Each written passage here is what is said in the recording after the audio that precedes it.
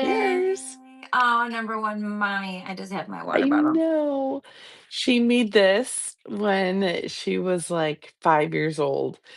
It has I've been purging so much the last couple of years, and the biggest purge that was the hardest for me, honestly, was the, what was it? It's, going through the mugs. I have tons of Oh my mugs. gosh, I still have too many mugs. It's hard. Well, It's hard. I got rid of them. And this Yeah. how do you say no to this? It's ugly. You Look, can't get rid of that. it's like Yeah, you can't get rid of that. whatever color it is, it's ugly. It's But she multicolored. made it. Yeah, you have to keep stuff like that. There's no way you can get rid of that. Doesn't matter if it's ugly or not, but And you can't it's get rid of it. nice and tall for my morning shake. So I do a protein I'm shake. jealous. I want a protein shake. I wish I had like protein in my water right now. That's a good idea. It's too bad that Yeah, I I had didn't a really good think ahead. workout. So I just needed something that really boosted the energy. We have a lot to talk about.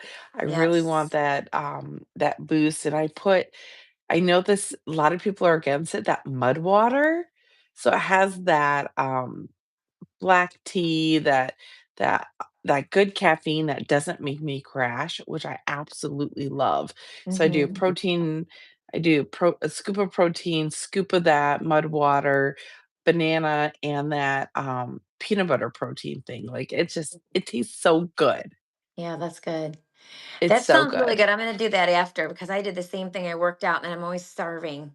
So I need to do that. But yeah, so my brain right now feels like I might need to check my notes more than I normally do. Oh my So goodness. So I thought so a friend of mine is also a real estate agent. You know her. And she's building a house right now. And so it's interesting. And we've worked with people getting new construction. We've done it both ways. I think like we've had new construction. Our most recent one was last year. They've been in about a year now. Um, and it's like interesting to me how so many builders, like a lot of them, the really smart ones, want to work with us because they understand that we have the buyers and they understand the process will go smoother typically. But the ones with the scarcity mindset don't want to work with us because they don't want to pay us. They don't want us. I think a couple things. Number one, they don't want to pay us. Number two, they don't want us getting in their way, which basically just essentially means holding them accountable. There's mhm. no accountability when you walk in there off the street and the builder, just basically dictates everything. So she's doing it right now as an agent. And it was interesting how much pushback she got from this person. Like, every single step of the way, she's basically, challenging what they're saying. Like, well, you need to sign this addendum. Well, why do I need to sign this addendum? I already did this addendum. So, like, because she has all this knowledge, they're kind of like frustrated, right? Because they can't just maneuver her through like a deer in the headlights. So I thought today would be a great conversation if we could talk about, builder incentives exposed is the title. And it just really, we want to just shed some light, open everybody's eyes to the fact that not everything that glitters is gold. And when you're working with a builder, you need to know like like what their responsibility is and how you need to protect yourself. So there's so many things that we need to get into.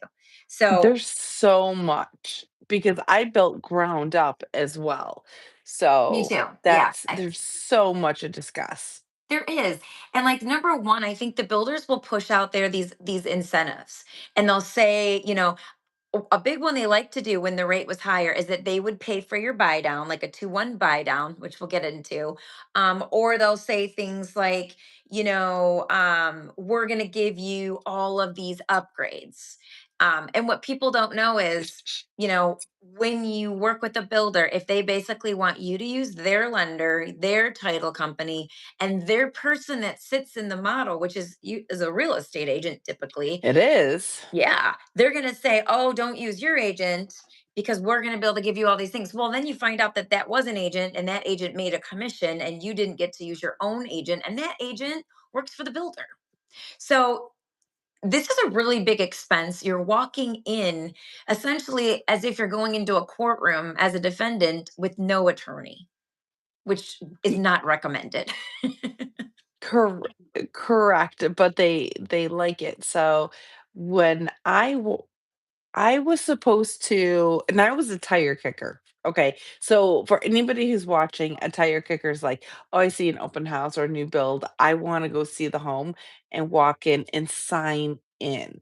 So, Mhm. I was kind of heading towards that way of not the place that I ended up buying and building, but another one, and my real estate agent, who was, good friends with my ex-husband at the time, he's like, "Whoa, whoa," he heard what I was about to do. He's like, "If you go, I can no longer represent you." Mhm. And I didn't know that. Luckily, yes, I did walk through, but it wasn't anything for me. It was not the location I wanted. So I knew. So I'm like, I'll still go because I 100% knew I was not going to be building there. But it was shady But you of can't use that how builder either, because if that builder builds somewhere else, once you're on that list, you're correct. on that list. And they basically tell you, oh, sorry, we have to actually fill out a dossier. It's hilarious. Like there's a whole form that as an agent, we have to fill out. This is my client, blah, blah, blah, and send it to them before the clients can go if I can't go with them, if they want to just go without me. So that's the number one thing is they try to take your rights away of even having an agent. So that should make everybody a little bit like, hmm. Suspicious. That's Suspicious. suspicious. That's And suspicious. it's Why? uncomfortable.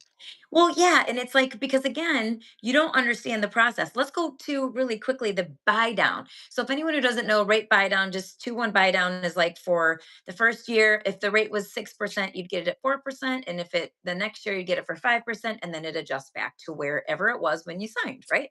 So they try and say that they will give you the buy down rate. But what they actually do is they just bake it into the price of the house. So you're not really seeing that they've got it baked into the price of the house essentially, and you think you're Well, getting a they're lower. there to make money. Exactly. They're Exactly. there to make money. This is Yeah. monetizing from all different angles. Being able to be part of the real estate team, the mortgage side, as well as the build side. Monetize, monetize, monetize. And Mhm. that's not protecting the consumer. It's not, and outside lenders a lot of times will have better rates. You can get a new construction loan, or you can work with another lender, and there's so many things you can do, but they will have you use and some builders have their own financing too. They've even worked that out, their own title, their own financing. So they want to really control that entire process. The other thing, this is the big thing. Same friend that I was just mentioning that's going through this process, and she's a real estate agent. When you walk through when you walk through a model, I think everybody probably knows this. If not, that model is decked out. They want you to want that It's model. upgraded. It's 100% upgraded. upgraded. It's like, you know, the average is about 100,000 in upgrades. My friend is doing about 150,000 in upgrades. If you can keep it to only 100,000, you're doing great. But she's like way over. So essentially you're going to find out all these upgrades and all these things that you really want to do. Well, what they said to her was, okay, so they knew where it was going to appraise. They said, well, this is where you're at. This is where we already know it's going to appraise likely. However, this is the differential. We need you to sign this addendum that says that you have to pay over that. So there's no negotiating at this point. Like they don't negotiate. Like if we're comparing new construction to resale, just regular buying someone else's house, right? You buy a house from another seller. If there's a low appraisal, there's a really good chance, typically, unless you did an appraisal guarantee, that the seller will come down and meet you at least halfway or will renegotiate with you. They usually don't want to just say, out with you, we want to go back on the market, unless it's a super low, terrible appraisal, which can happen. A lot of times it's negotiated out and then everybody comes to the table again, you move forward. Not so with the builder. They want every dime. So if it's 30,000 under, you sign this addendum that says you have to pay the difference. And typically they want your earnest money deposit to be at least whatever that difference is. So you're putting a lot more down, obviously, when you're doing new construction than you are with just, REMDs are about 1 to 3% of the purchase price. So Yeah, that's a mine huge was a bit difference. yeah, mine was a bit excessive. I had Hmm. to do $10,000 increments. So I did $40,000 down and I had to do 10,000, 10,000, 10,000, 10,000 throughout the build. So it was like kind of like a draw for Hmm. them, Hmm. well, they were holding it, hopefully, every it wasn't a draw, but it was 10, 10, 10, 10, and they never took my money, and I kept saying, "Okay, I have the next check. I have the next check. Who does this go to?" And they're like, "Hold, hold, hold," and I'm like, "Okay, let's make sure this is in writing because that's not what was in the agreement, and if I'm not Right. following that agreement of that high earnest money deposit of what you're discussing," Right. I was nervous I was in a breach of that contract because they Right. weren't taking the funds. That's So interesting too. And then I've heard stories of people who, just when we were at a Christmas party the other night, somebody mentioned we were talking about this kind of said, oh, they had put so much down and they saw nothing being done and they wanted more draws. So what people don't know about new construction is when they hire the subcontractor. So you've got your concrete guy that comes in and does the concrete. You've got your the guy with the wood carpenter, sorry. He comes in. Sometimes my brain just is like, tile guy, sounds like electrician, right. plumbers, All of these yes. guys. So if it says that you've paid all these off, there's something called the sworn statement that they are supposed to have each sub sign off. The sworn statement shows the sub, their name, their contractors, they're contracted to do this for this amount, and this is what was paid. And in order to, like with funding, with an actual like construction loan, they don't get any funding unless they submit those to the bank, right? Those have to go through. There's a whole process. But when you, as the person, are basically funding it yourself and you're using their lender and you don't see any of this paper trail, that could be concerning. So, at the very least, as an agent, I would be discussing with them, like, if that was how it was going and there was these types of draws, we would like to see the sworn statements that were signed off on and what has been completed and what has been done on the project. Now, a normal person's not going to ask for that, but I would ask for that as an agent to make sure that they're doing what they're supposed to do, not robbing Peter to pay Paul and taking my client's money to pay somebody else's, that is farther along and they're getting ready to close and they haven't paid any of their people yet. So, because we all know that can be it's some shady stuff that some builders, there's some really bad builders out there, some really great ones, there's some really shady ones. And you just have to, number one, pick a reputable builder, And but pick a good those one. times, that would be nice in theory, Holly, but that's not what happens. The one that where I had to build, we all knew old man, he his nickname was old man, and then the last name. I'm not putting his Mhm. last name out there, but he's known in our area, huge Italian family. And he's known to have lawsuits on his wall. This is what people say. I doubt Oh, it's lovely. factual, but he's happy when he gets a lawsuit. That's how much he doesn't care. But the problem is the subdivision that we all want to be in is right across from the high school. He bought the Right. right property. So I was stuck Mhm. building with old man blank because location, location, location. Yeah. And the price is right.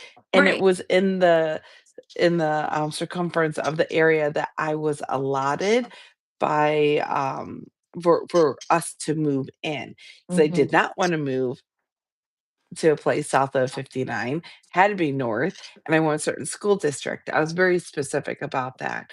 So, even though had the worst reputation, the worst window guy, because it's all family and it's all sketchy, we also built, we also Yeah. purchased. So sometimes I wish it I'm that one that said, "Okay, I'm gonna take that risk. It's location, location."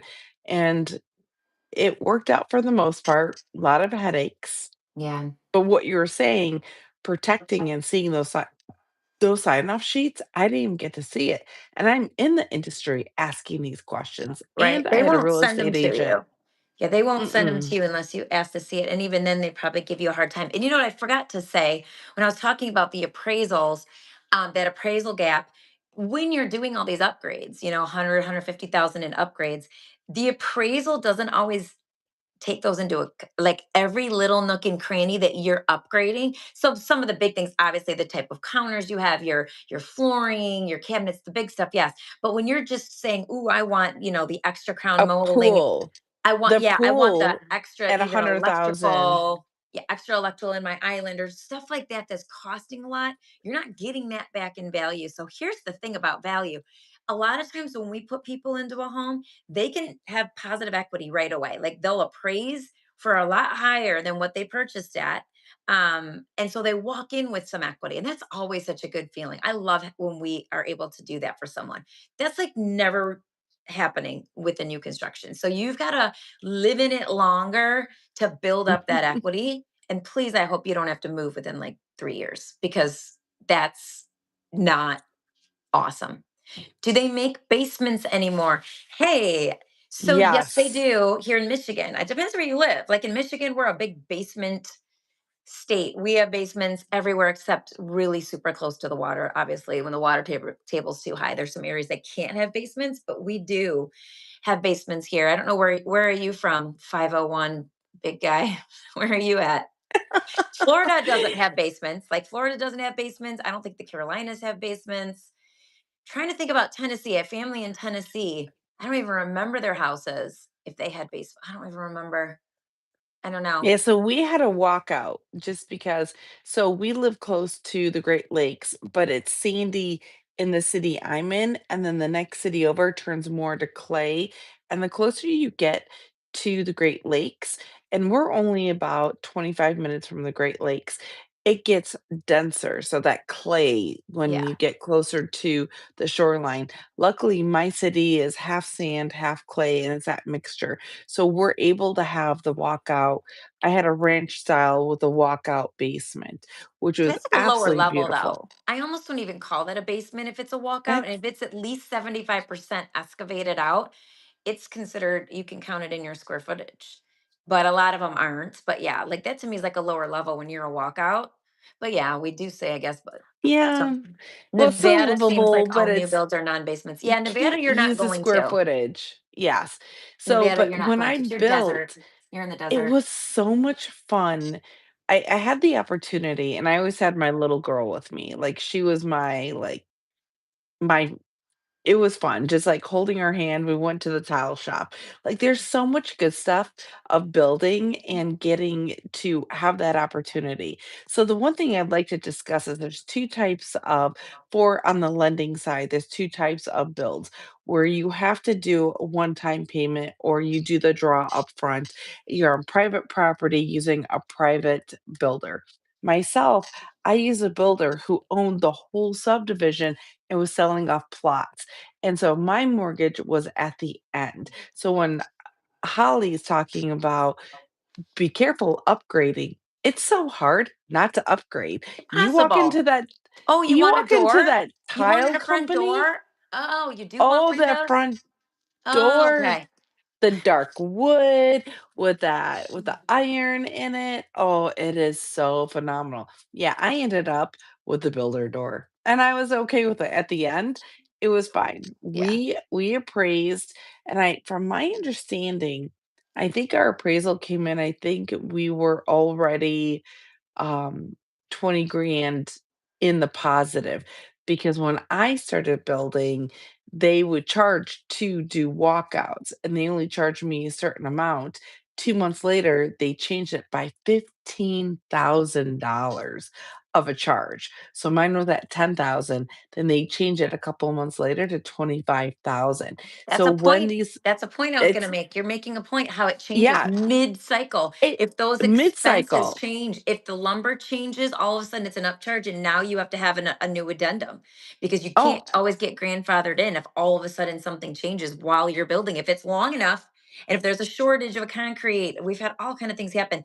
They can come back at you and they can say, they "Oh, sorry, we they can't get your can. lumber package at what we thought, so now we have to upgrade you again." Everything needs to stay in writing, That and that purchase was the agreement hard can part. change. It's in their purchase agreement.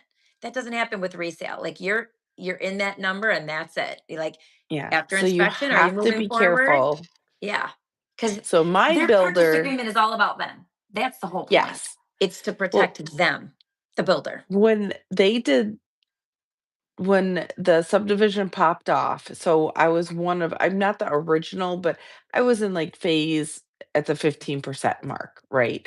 That's when everything started building, And when I got in at that $10,000 extra to do that walkout, then 2 months later, they started changing it because that's when people started going, "Oh, I wanna move here." They see the homes building up, and they Right. just had a flood of people who just wanna buy these homes, and things are just, like, flying off. Everybody's buying up the lots, they wanna move in, they saw cars, they saw livelihood, into the location was fantastic. They increased that amount by $15,000. So we knew we were walking into equity. We're very thankful for that. But you've got to be careful with those upgrades. Walking Yes. into the tile company, it was hard not to say I wanted that white octagon upgrade Hmm. that's in all the Yeah, showcase homes. for But sure. it's important to know the builder and kind of get back to our conversation, Holly, in the beginning of how you brought this up. Of you just need to make sure you have a real estate agent representing you, not walking in unrepresented. Because if I would have done that, well, I doubt my realtor who we use watches this channel, but the one that we Probably not. use did probably not actually did nothing. He I had to fight, and I'm in the industry, and I kept telling the builder, "I'm in your industry." I kept telling the real estate agent who said he was a project manager, which wasn't a project manager, they lie. He wasn't, and he just completely was trying to bulldoze over. I'm like, I'm in your industry. I'm actually sit across the table from you on other deals, and you're gonna treat me this way? And Right. I know everything. Can you only imagine how they treated the others? So it's you gotta be on top of it and to have representation of a real estate agent when you think you're getting a deal by just going with the builder and Right. all the builder deals by using their lender, they're not protecting you. If you use a realtor who's on site, they're not protecting you. That guy tried running all over me, and I'm in this industry, very much like our friend who's building right now, and she is a real estate agent. She's doing it right, and now she's getting like that pushback because Yeah, they don't we like can't you be knowing walked over. things. They don't They like you knowing don't. things. No. And it was extremely challenging. And the real estate company who had the contract of my location, well known, still, even though I'm in the industry, still said, "Oh, well, What they you do. signed the purchase agreement." And that's the problem. Hello, Chris from Central Virginia. Nice to see you on. Make sure you guys are saying hi and where you're from. I love when people do that so we know because that always helps. Well, here's a couple of other things. I have actually like 8 more points, which we probably won't get to all of them, but because there's a lot with new construction, but things like rate. So with your rate, like when you do a rate lock, a lot of times, depending on how they're financing, it's the rate lock expires. Let's say they think it's going to close at a certain time, so they do that rate lock and then it expires. And then if the rate changes, unless that builder has promised a certain rate and again told you you're getting a 2-1 buy down, which we already know is baked in, but they still have to go with what the rate is at, even if they're doing that. So if the rate changes, that could cost you money. You might have to requalify now if it's a higher rate. If they're, again, the changes that they're making to the purchase agreement, if those things happen, now you're in jeopardy of your debt to income issue, right? So there's that. Then you've got extension fees. I guess they charge for this. This is something I looked up. I don't. They're pretty common. Like to extend, they've got fees for all kinds of things essentially that can happen to you while you're going through this process. So there's a lot of extra fees because again, this contract is created to benefit the builder. It's not to benefit you. It's to protect them. So if it takes longer, it's not their fault because they'll put things in there like act of God. If the weather's not great for so long, we can't pour the concrete. They can't do this. They can't do that. Oh, if the utilities hold us up, because if it's a true development where they haven't even typically, they'll put the utilities in first and then build. But if it's one of those where they haven't finished that yet, or if they're in process, they'll say that held them up, or they'll just say that there's a labor issue and they didn't get enough, the people didn't show up. So all of these The things, stories are there's endless. so many, and it's going to affect you because you might need to be in this home at this time, in this time frame, but the contract is going to favor the builder, not you. Yes, Chris, you need as many eyes and you have to take your time while building. It's a great experience as long as you take your time and you don't have the rose-colored glasses on. Right. Because of what Holly is discussing right now is so important to know this information and to work with the right Yeah. team during this process who knows it. So the one thing with my company, we're nationwide. We can help with first time, we can do one time payouts to build ground up on a private property. And so it's a one time upfront. We don't, we have the draw type of construction, and then we have the end construction type of mortgage as well. And that's more of a subdivision. So, with the rate of what Holly's discussing, when it comes to that timeline, we can take mine for example. They told me we're closing in November or October. Actually, it was October. We ended up not closing till February the following year. It was, and I lived with my mother, my no, now ex-mother-in-law, and had to stay there for 6 months. We made it through. Everybody was still happy with each other. So God bless that one for sure. But I had to do an extra 6 month stint in her finished basement. Lovely, of course. But they would say anything to get me to sign that dotted line, and that timeline was huge because my daughter started school. Yeah. And so they lied to me purposely. I found out that they lied just so I would sign that contract and Of get in course. and buy. Yeah. But what if I had that rate set? And we're in the mortgage industry. We could set our own. We actually did our own mortgage. So here we are. If we would have locked the rate at that type of a mortgage at the end loan type of construction, we would have bust through that. Yeah. And they weren't happy that we didn't use their preferred lender. Of We're our course own not. lender. Because they're getting a kickback from that as well. They're all, they're not Yeah. supposed to, but you know that they are. So Chris has a Fun fact. question. I know, Wait, and I'll wait, move on fun to fact. inspections, but Chris has a quick question. Are those rates and Okay. terms like a 1 year construction and rolled into a 30-year fixed? I hope it's a 30-year fixed. That'd be Yes. crazy. Yeah. So when it's a first time, when you build on private land, yes, because you have that term, and then they structure it after the fact. Sorry, you guys, I'm home and my puppy's right here knocking my stand because she wants to be petted. So I apologize of the jerking of the camera. So the one thing that we do, the company that I work for, we actually are one of the few in the nation that actually can do a one-time close for new construction for VA. That is rare.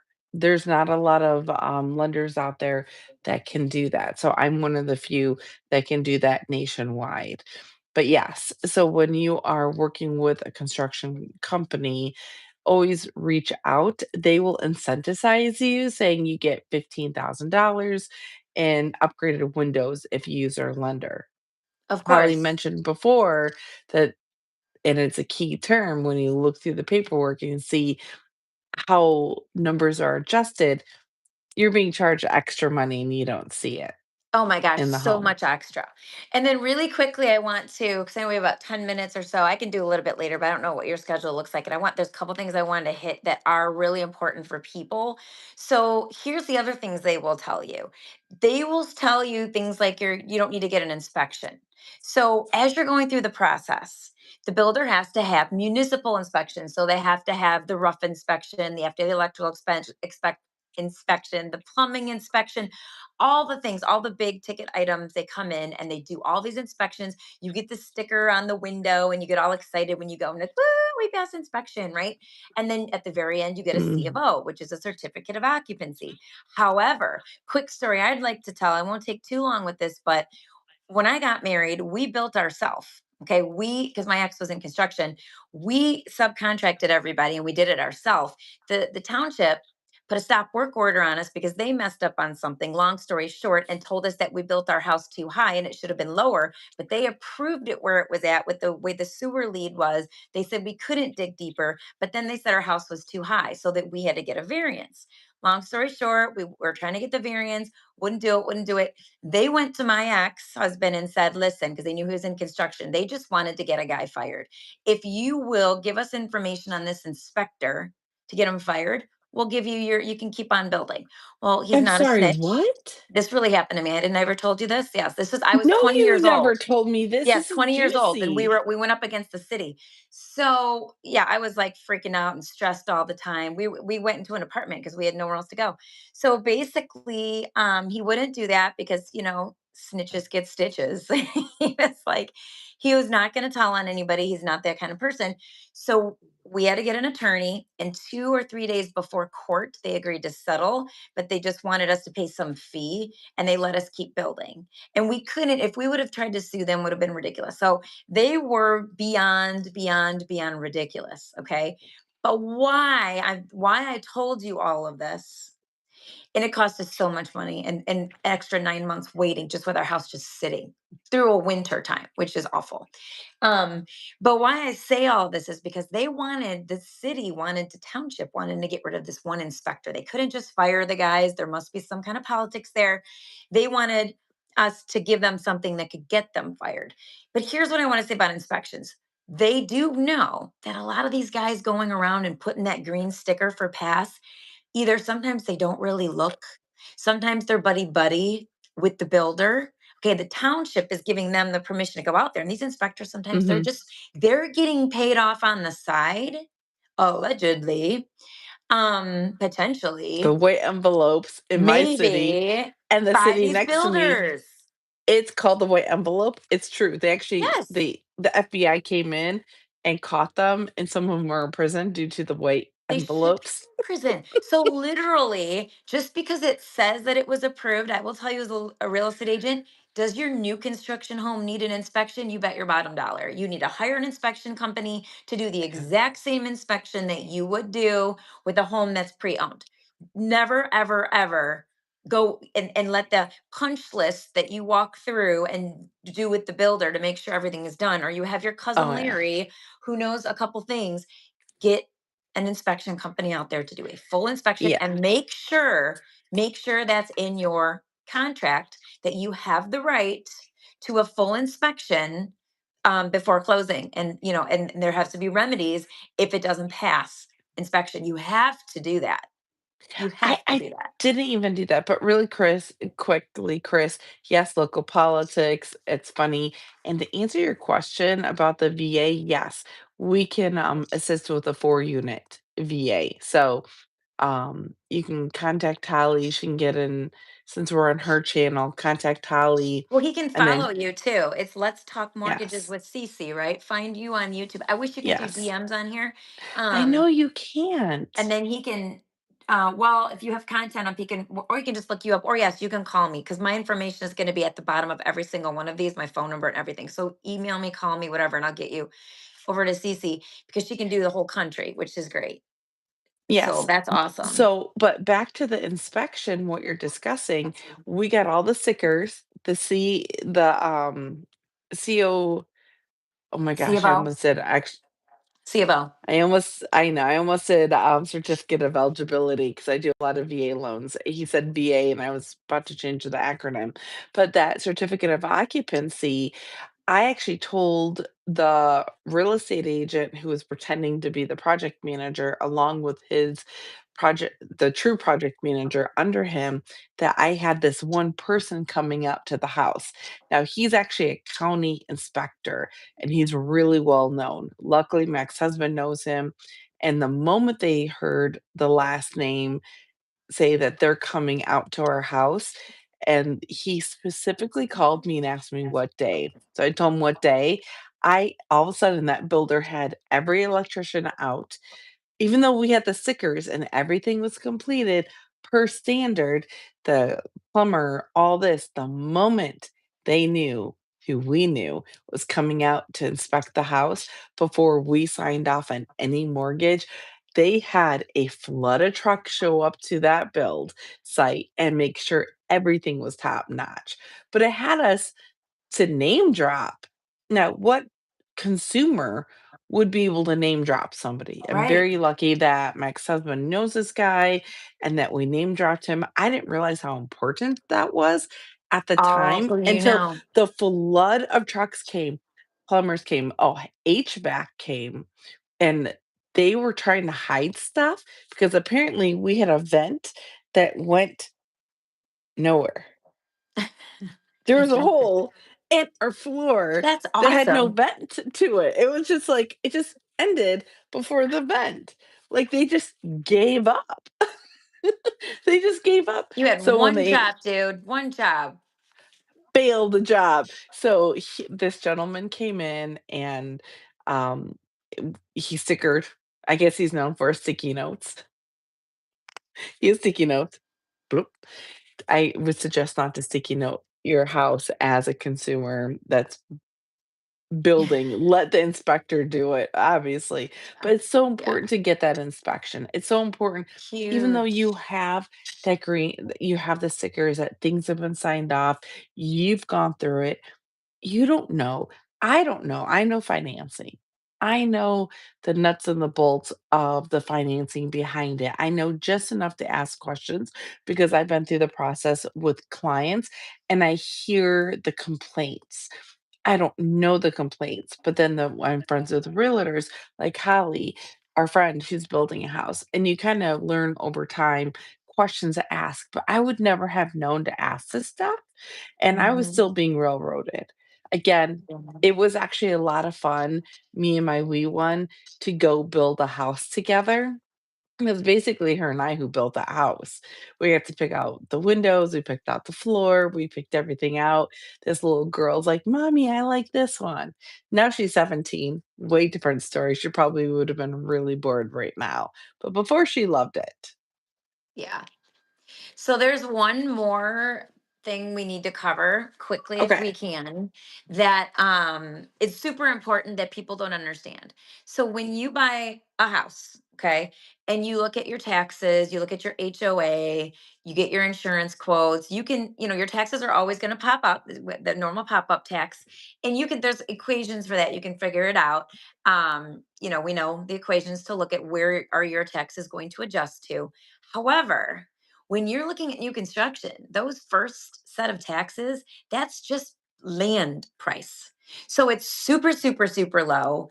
And you have to ask yourself, where's this going to go to? So, I mean, you can still use the same formula. Well, what are we paying the builder, right? And look at it that way. But the taxes can like really be off of what, like, from what you think it's going to be. So that's kind of like something that you want to call the city on and say, hey, if I'm buying this house for this amount before you agree and sign the dotted line, what are my taxes going to be?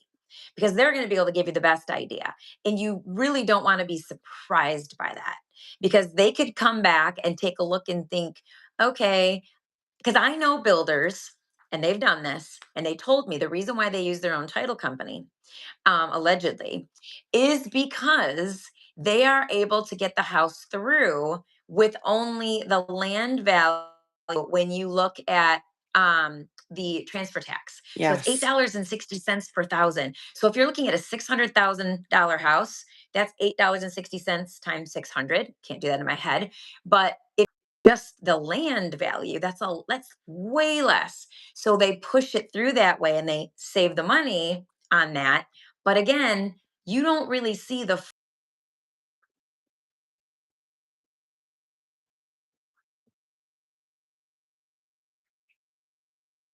You are just slightly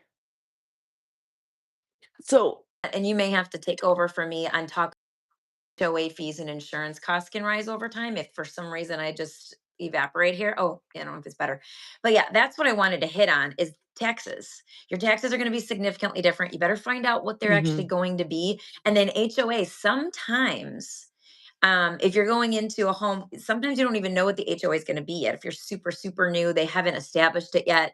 They're going to, you don't know if they're going to be one of those ones that are $400 a year or $1,000 a year because they're going to put in all of the, usually they know if they're going to put fiber optics in and charge you for that and give you like some, they do that now where it's like $1,000 or 1,200 a year, but your fiber optics are in. So your internet is better or cheaper, but you have to pay that.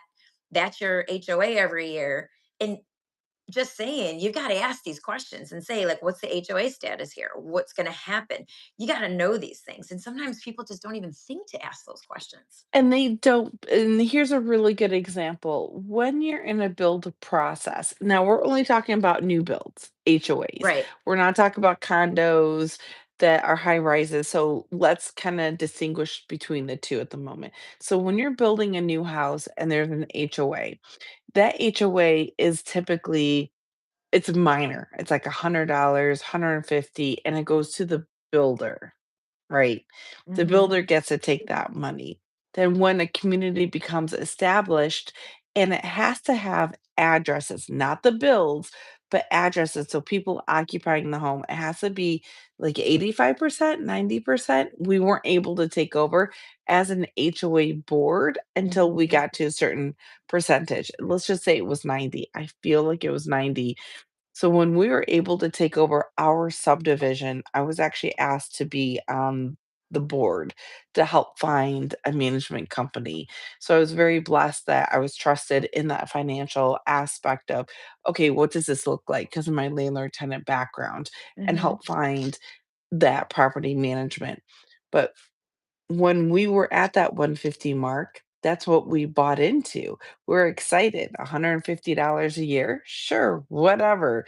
200 a year? Sure. Okay, that's the Christmas lights. That's cutting the lawns up front, making our community look pretty and maintaining the two entrances. Then it went up Yeah. because we got an HOA management company. So when a community becomes established and establishes an HOA, that's where that price will go up. Right. And let me scoot back to your taxes because I know we got to wrap up here. Going back to the tax information, that's where who you work with matters. Myself, in finance, it is very important to me and to all the clients I work with that they understand what's going to happen a year later when taxes uncap. To do Hmm. that math, to make sure you can afford this, make sure that's something you even want to afford. Not that you can afford it, but that's you even want to afford. So that's a pretty big thing. Being able to say, okay, I can do math. So, yes, you can call the city if you'd like to, if you're building on your own and you're using their mortgage company, you're going to have to do your due diligence. But if you happen to be working with a lender that's not part of the builder, ask them to do that math. And I Yes. hope they know how to. Trust me, a lot don't know how to do that math. It's However, crazy. it's good to ask the question, can you show me what the taxes are going to potentially look at? We are not the assessors of that city, so we can give a good ish of what this may look like in a year or year and a half when uncaps no longer tied to the land value, but tied to the full land and build aspect of it. Hmm. So yeah, you have the taxes going up. And then when your community becomes established, if you're in a community, now if this is private and you're on private land, HOAs don't count. So you're kind of like off to the side, so don't even worry about it. But there are increased costs that you don't think about. And you Yes. get stuck with trying to have an upgraded house because the site build that everybody goes and sees that's absolutely gorgeous may not comp out because you just overbuilt and then you Right. can't sell and then the HOAs go up and you can get kind of caught. So taking the time to break it down before you commit is huge. And to talk to someone trusted, call Holly. If you're not here in Michigan or in Florida, we know all the right people. We're people Hmm. collectors. Just Yep. ask. Chris mentioned Idaho. Yes, my company's licensed in Idaho. So it's something I can definitely assist you with. But yeah, we know people in other states that'll take great care of you.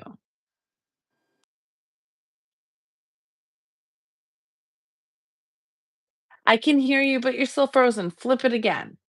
Try one more time. Yeah, try one more time. Well, welcome to Tuesday. Welcome to Tuesday, right?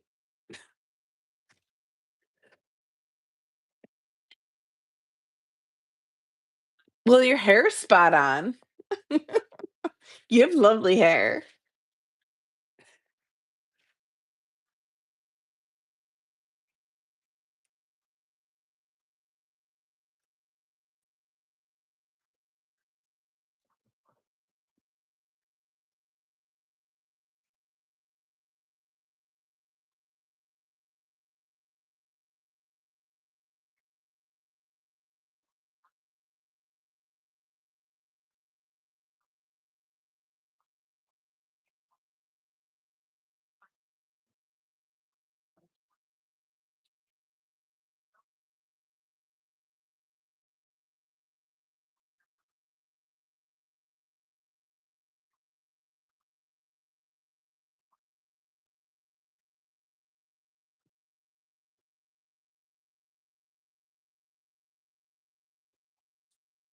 Yeah, and protect yourself, but have fun.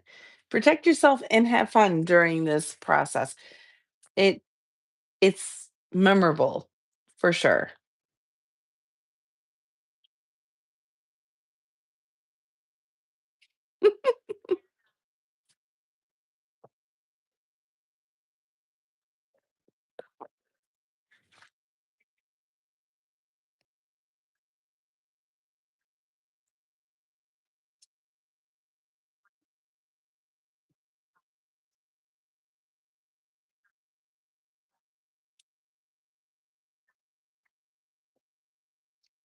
Bye, everybody.